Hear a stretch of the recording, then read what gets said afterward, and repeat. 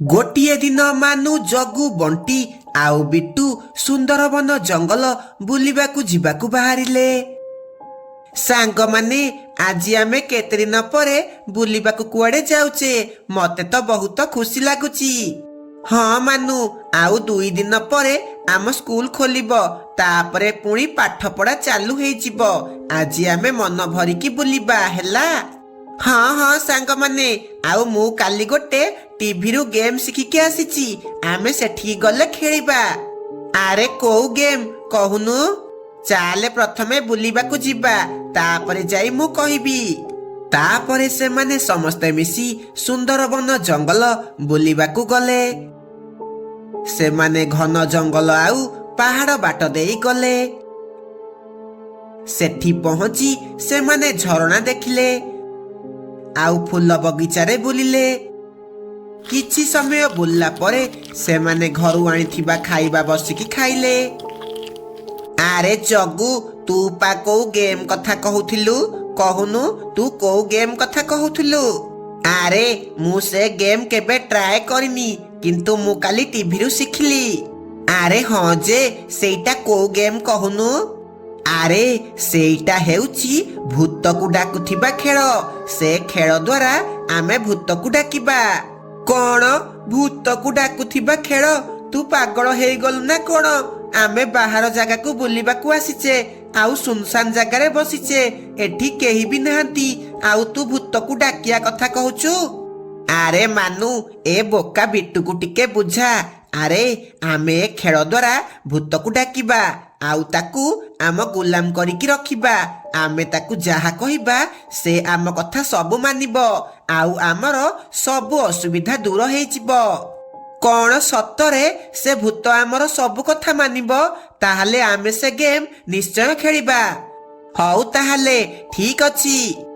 ତାପରେ ଜଗୁ ତା ବ୍ୟାଗରୁ ଗୋଟେ ଧଳା ବୋର୍ଡ ବାହାର କରେ, ଆଉ ସେଥିରେ ୟେସ୍ ନୋ ଲେଖେ, ଆଉ 2ଟି ପେନସିଲ ଥୁଏ, ଆଉ 4ଟି କ୍ୟାଣ୍ଡେଲ ଜଳାଏ। ମତେ ତ ବହୁତ ଖୁସି ଲାଗୁଛି। ଆମେ ସେ ଭୂତକୁ ଡାକିବା, ଆମେ ତାକୁ ଯାହା ମାଗିବା ଆମକୁ ସେ ସେଇଆ ଦେବ। ଶୁଣ, ଏ କ୍ୟାଣ୍ଡେଲ ଯେମିତି ନ ଲିଭେ, ହେଲା? ସମସ୍ତେ ଧ୍ୟାନ ରଖିବ। ତାପରେ ଜଗୁ ସେମାନଙ୍କୁ ଯାହା ଯାହା କୁହେ ସେମାନେ ସେଇଆ ସେଇଆ କରନ୍ତି। ସମସ୍ତେ ନିଜ ନିଜ ଆଖି ବନ୍ଦ କରନ୍ତି। ତାପରେ ଜଗୁ ମନ୍ତ୍ର ପଢିବାକୁ ଲାଗେ। ସାକାଲାକା କୁମକୁମ, ସାକାଲାକା କୁମକୁମ। ଏଠି ଯିଏ ବି ଅଛ, ଯଦି ସତରେ ତମେ ଅଛ, ତାହେଲେ ଏ ପେନସିଲକୁ ୟେସ୍ ଆଡକୁ କରିଦିଅ। ଆମେ ତମକୁ ଦେଖିବାକୁ ଚାହୁଁଛୁ। ଏହା କହି ସେମାନେ ଯେମିତି ଆଖି ଖୋଲନ୍ତି, ସେମାନେ ଦେଖନ୍ତି 4ଟି କ୍ୟାଣ୍ଡେଲ ସେମିତି ଜଳୁଛି, ଆଉ ସେ ପେନସିଲ ବି ସେମିତି ଥୁଆ ହେଇଛି। ଏହା ଦେଖି ସେମାନେ ପୁଣି ଥରେ ଆଖି ବନ୍ଦ କରନ୍ତି, ଆଉ ମନ୍ତ୍ର ପଢିବାକୁ ଲାଗନ୍ତି। ଆଉ ସେ ଯେମିତି ଆଖି ଖୋଲନ୍ତି, ସେ ଦେଖନ୍ତି ପେନସିଲ ୟେସ୍ ଆଡକୁ ହେଇଛି। ଏହା ଦେଖି ଜଗୁ ବହୁତ ଖୁସି ହେଇଯାଏ। ଆରେ ଦେଖ, ପେନସିଲ ୟେସ୍ ଆଡକୁ ହେଇଛି। ୟା ମାନେ ଏଠି ଗୋଟେ ଭୂତ ଅଛି, ଆଉ ସେ ଆମକୁ ଦେଖା କରିବାକୁ ଚାହୁଁଛି। ସେ ଏତିକି କହିଛି, ସେତିକି ବେଳେ ପାଉଁଛି ଝୁମଝୁମ ହେବାର ଶବ୍ଦ ଶୁଭାଯାଏ। ସେମାନେ ୟାଡେ ସ୍ୟାଡେ ଦେଖିବାକୁ ଲାଗନ୍ତି, କିନ୍ତୁ ସେଠି କେହି ବି ନଥିଲେ। ସେତିକି ବେଳେ ବିଟୁକୁ କେହି ପଛପଟୁ ଧକ୍କା ମାରେ। ସେ ଯେମିତି ପଛକୁ ବୁଲିଛି, ଗୋଟେ ଡାହାଣୀ ତା ଆଗରେ ଠିଆ ହେଇଛି। ହେ ବୋଉ, ଭୂତ ଭୂତ! ସାଙ୍ଗମାନେ, କିଏ ମୋ ପିଠିରେ ହାତ ମାରିଲା? ମୁଁ ଯେମିତି ପଛକୁ ବୁଲିଛି, ମୋ ପଛପଟେ ଗୋଟେ ଡାହାଣୀ ଠିଆ ହେଇଥିଲା। କାଇଁ, ଆମେ ତ କିଛି ବି ଦେଖିନୁ। ତତେ ଏମିତି ଭୂତ ଦେଖାଗଲା? ତୁ ଆମକୁ ମିଛ କହିକି ଡରଉନୁଟି? ସେତିକି ବେଳେ ଜୋରେ ଜୋରେ ପବନ ହେବାକୁ ଲାଗିଲା, ଆଉ ସେ କ୍ୟାଣ୍ଡେଲ ସବୁ ଲିଭିଗଲା, ଆଉ ଭୟଙ୍କର ଶବ୍ଦ ହେବାକୁ ଲାଗିଲା। ଏହା ଶୁଣି ସେମାନେ ବହୁତ ଡରିଯାଆନ୍ତି, ଆଉ ଜୋରେ ଦୌଡ଼ିକି ସେଠାରୁ ଯିବାକୁ ଲାଗନ୍ତି। ହଠାତ୍ ସେମାନଙ୍କ ସାମ୍ନାକୁ ଗୋଟେ ଡାହାଣୀ ଆସିଯାଏ। ଆରେ ମତେ ପା ଡାକିଲ, ଆଉ ମୁଁ ଆସିଲି। ଆଉ ମତେ ଡାକିକି ଦୌଡ଼ିକି ପଳଉଛ କଣ? ଏମିତି କାହାକୁ ଡାକିକି ସେଠାରୁ କଣ ଚାଲି ଯାଆନ୍ତି କି? ଏହା କହି ସେ ଡାହାଣୀ ଜଗୁ ଆଉ ବିଟୁର ତଣ୍ଟିକୁ ଧରି ପକାଏ।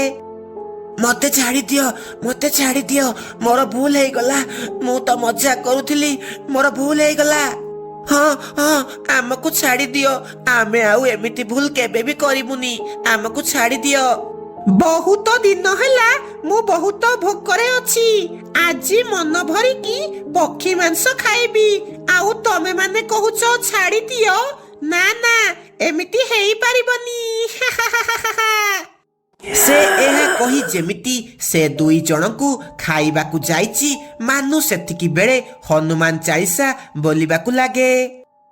जय हनुमान ज्ञान गुण सागर, जय कपीस तिहु लोक उजागर, राम दूत अतुलित बल धामा, अंजनी पुत्र पवन सुत नामा। ଡାହାଣୀ ଯେମିତି ହନୁମାନ ଚାଳିଶା ଶୁଣିଛି, ତାକୁ ବହୁତ ଜୋରେ କଷ୍ଟ ହେବାକୁ ଲାଗେ, ଆଉ ସେ ସେଠାରୁ ଅଦୃଶ୍ୟ ହେଇଯାଏ। ତାପରେ ବଣ୍ଟି, ଜଗୁ, ମାନୁ ଆଉ ବିଟୁ ସେଠାରୁ ଦୌଡ଼ିକି ପଳାନ୍ତି, ଆଉ ଗୋଟିଏ ମନ୍ଦିର ଭିତରେ ପଶିଯାଆନ୍ତି।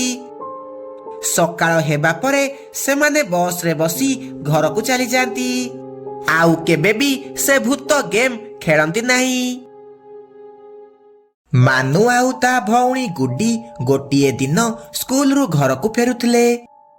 ସେଦିନ ବହୁତ ଜୋରେ ଖରା ହେଉଥିଲା। ଗୁଡି, ଆଜି କେତେ ଜୋରେ ଖରା ହେଉଛି, ମୁଁ ଏ ଖରାରେ ଆଉ ଚାଲି ପାରିବିନି। ଆରେ ମତେ ବି ଗରମ ହେଉଛି, ଚାଲେ ଜଲ୍ଦି ଜଲ୍ଦି ଘରକୁ ପଳେଇବା। ଏହା କହି ସେମାନେ ଦୁଇ ଜଣ ଘରକୁ ଯିବାକୁ ଲାଗିଲେ। କିଛି ବାଟ ଗଲା ପରେ ସେମାନେ ଗୋଟିଏ ଆଇସ୍କ୍ରିମ ବାଲାକୁ ଦେଖିଲେ। ଆଇସ୍କ୍ରିମ ନିଅ, ଆଇସ୍କ୍ରିମ, ଥଣ୍ଡା ଥଣ୍ଡା ଆଇସ୍କ୍ରିମ, ପିଲାମାନେ ଆସ ଆସ, ସବୁ ଫ୍ଲେଭର ଆଇସ୍କ୍ରିମ ଅଛି, ଖାଇବ ଆସ। ଆରେ ଇଏ କିଏ? କାହିଁ ମୁଁ ତ ୟାକୁ ଆଗରୁ ଆମ ଜଙ୍ଗଲରେ ଆଇସ୍କ୍ରିମ ବିକିବାର ଦେଖିନି।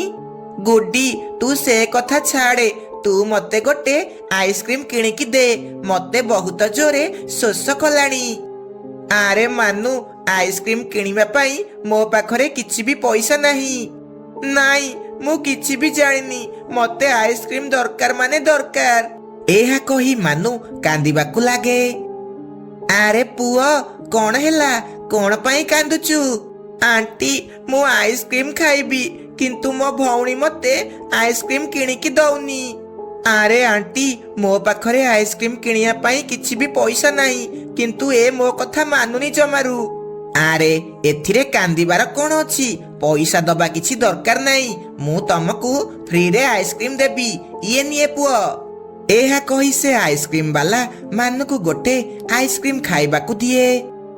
ମାନୁ ବହୁତ ଖୁସିରେ ଆଇସ୍କ୍ରିମ ଖାଇବାକୁ ଲାଗେ। ତାପରେ ସେମାନେ ଘରକୁ ଯାଆନ୍ତି, ଆଉ ସ୍କୁଲର ହୋମୱାର୍କ କରି ଶୋଇ ପଡନ୍ତି। ସକାଳୁ ଯେତେବେଳେ ଗୁଡି ଉଠେ, ସେ ଦେଖେ ମାନୁ ଦେହ ପୁରା ଆଇସ୍କ୍ରିମ ଭଳି ବରଫ ହେଇଯାଇଛି। ମା ମା, ଜଲ୍ଦି ଏଠାକୁ ଆସେ, ଦେଖେ ମାନୁକୁ କଣ ହେଇଯାଇଛି, ସେ ଜମାରୁ ଉଠୁନି। ଏହା ଶୁଣି ମିନୁ ସେଠାକୁ ଦୌଡ଼ିକି ଆସେ। ହେ ଭଗବାନ, ଇଏ କଣ ହେଇଗଲା?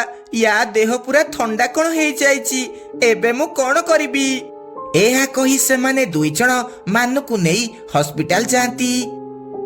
ଡାକ୍ତର ତାର ଚିକିତ୍ସା କରନ୍ତି। ଆରେ ଇଏ କେମିତିକା ରୋଗ? ମୁଁ ତ ଆଗରୁ ଏମିତି ରୋଗ କେବେ ବି ଦେଖିନି। ୟା ଦେହ ପୁରା ବରଫ ଭଳି ଥଣ୍ଡା ହେଇଯାଇଛି। ନା, ମୋ ଦ୍ୱାରା କିଛି ବି ହେଇପାରିବନି, ତମେ ତାକୁ ଘରକୁ ନେଇକି ଯାଅ।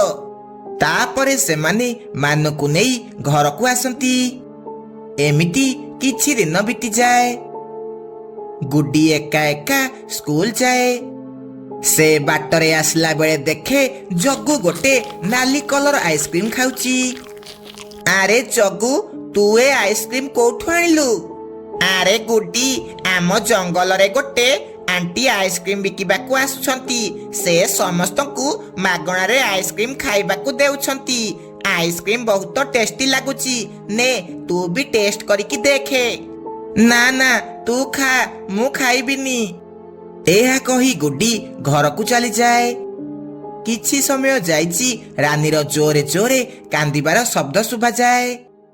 ଆରେ ଏ କାନ୍ଦିବା ଶବ୍ଦ ତ ଜଗୁ ଘରୁ ଆସୁଛି, ଯାଉଛି ତା ଘରକୁ ଯିବି। ଏହା କହି ଗୁଡି ମିନୁ ସହ ଜଗୁ ଘରକୁ ଯାଏ। ଇଏ କଣ ହେଇଗଲା ମୋ ଜଗୁର, ସେ ଉଠୁନି କଣ ପାଇଁ? ଏବେ ମୁଁ କଣ କରିବି?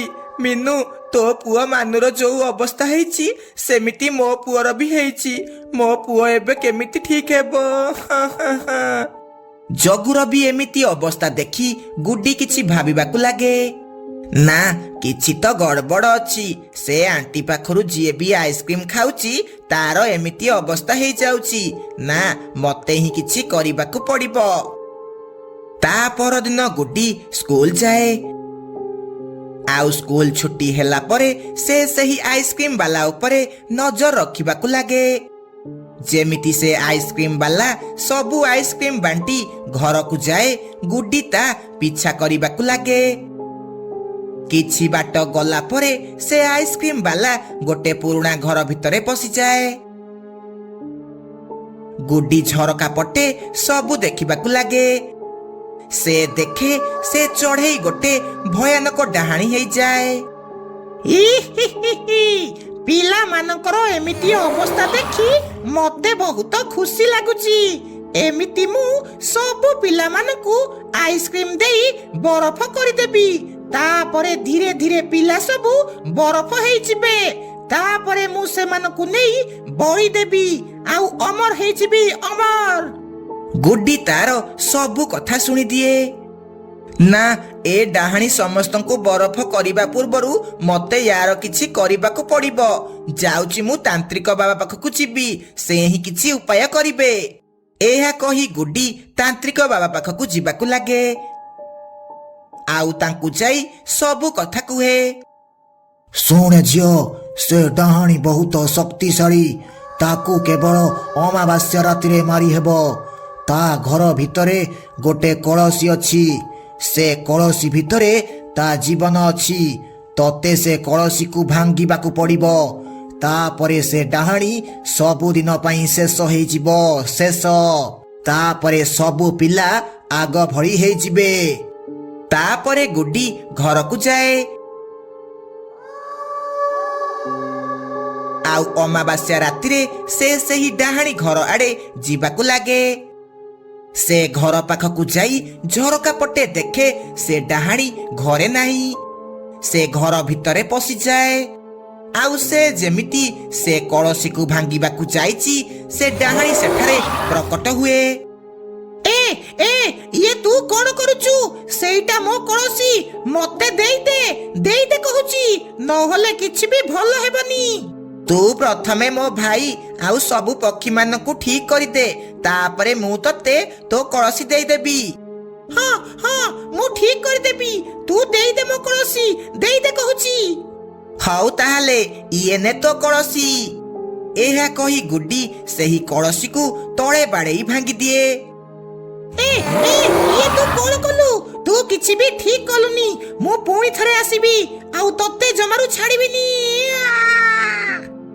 ଏମିତି ସେ ଡାହାଣୀ ଛଟପଟ ହେଇ ବରଫ ଭଳି ତରଳି ଯାଏ। ତାପରେ ମାନୁ ସହ ସବୁ ପିଲା ଆଗ ଭଳି ଠିକ ହେଇଯାଆନ୍ତି।